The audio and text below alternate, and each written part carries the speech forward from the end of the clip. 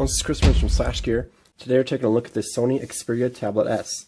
This is a device whose form factor we've seen before. It is a form factor that has been out since late in 2011, and it has more modern insides than we saw way back then. Now, back then it was only called the Sony Tablet S. Now it has the Xperia name in it and has a bunch of new software on it as well.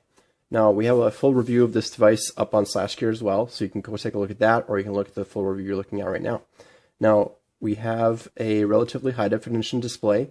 We have a Tegra 3 processor inside instead of Tegra 2, and it has a selection of apps that is worth taking a look at. Now, we do have some additions here that we put on here, like Asphalt 7 and Antutu benchmark, several other benchmarks like that, but for the most part, we have a device that is essentially what you get out of the box.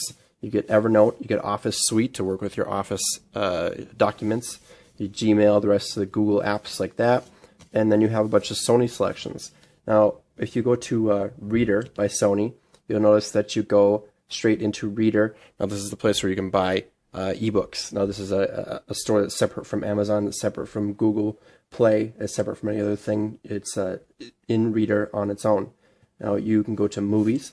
Now, Movies has a selection of movies that you have on your device. Right now, we took them all off, but we have things like Video Unlimited. Video Unlimited is a service from Sony, one of many services they have on the device that connects to their proprietary selection of media.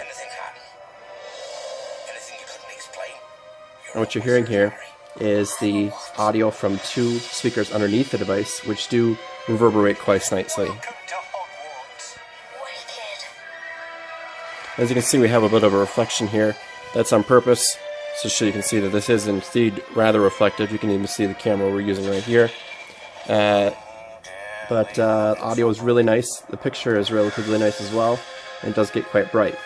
But back out here, you can also see we have Sony's own album app.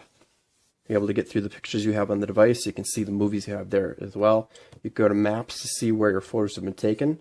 You can go online to see things that you have connected here. You can go to Facebook, etc. You can see devices that you're connected with. You can go to Walkman. If you go to Walkman, you see the music that you got from your Walkman collection. Yeah, here's My Music. We can look through that like that. You can also get stuff from Collected System as well. This device is very much made to connect to other devices rather than working directly on its own. You can tell that by seeing the different sorts of apps like remote control app. There's one instance here. We also have an instance right there. You can directly connect to your remote control from wherever you are in the device in any software. You also have connections to your browser, calculator, clip, takes screenshots, memo, recorder, and timer. These apps open up on their own into small little windows here. This little bar on the bottom allows you to access those at any time. You also have a set of apps and shortcuts up here that you can access. You get different sorts of guest modes. You can connect with whatever accounts you need.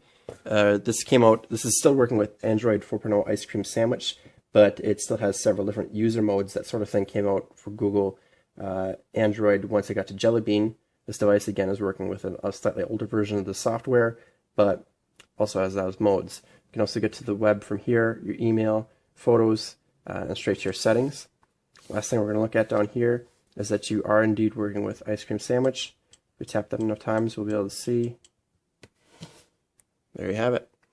Take a look at the rest of the review and check out how this device works.